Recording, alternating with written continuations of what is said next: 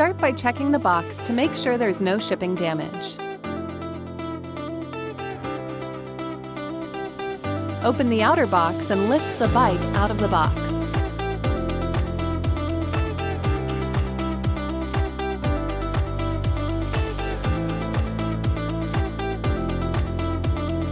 Set the bike down and carefully check it for any shipping damage. Using a pair of scissors or flat side cutters, remove the remaining packing material from around the bike, taking care not to damage the frame or any wires or cables.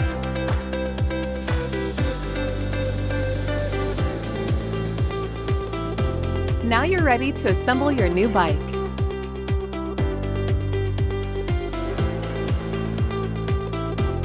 The parts accessory box includes these items. You will also need a pair of scissors or flat side cutters, plus a bike pump to add air to the tires if needed. To install the handlebars, use the hex key to loosen the stem bolts on the top of the plate. Remove the top plate and bolts. Position the handlebars upright and centered at the desired angle. Make sure that the brake levers face forward. Then put the top plate and stem bolts on top of the handlebars. Start to equally tighten the bolts by hand, taking care to keep the plate and handlebars in position. Next, use the hex key to tighten them fully.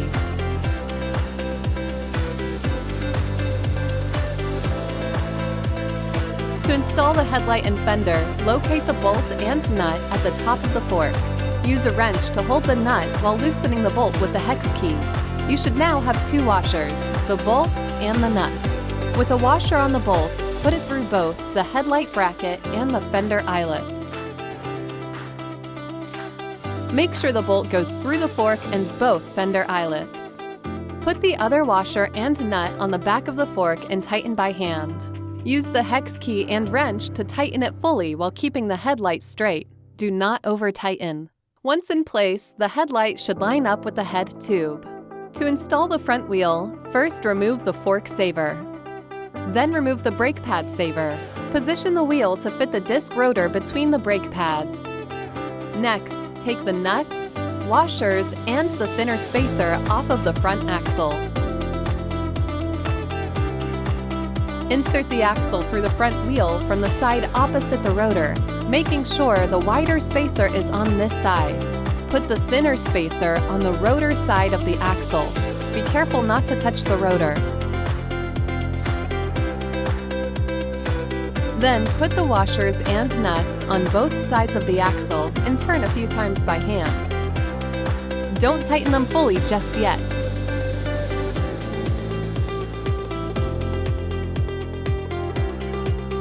Insert the wheel into the dropouts on the fork, making sure the rotor is on the rider's left side. The axle should go into the dropouts fully. Tighten the nuts on each side of the fork by hand. Then use a wrench to tighten the nuts fully.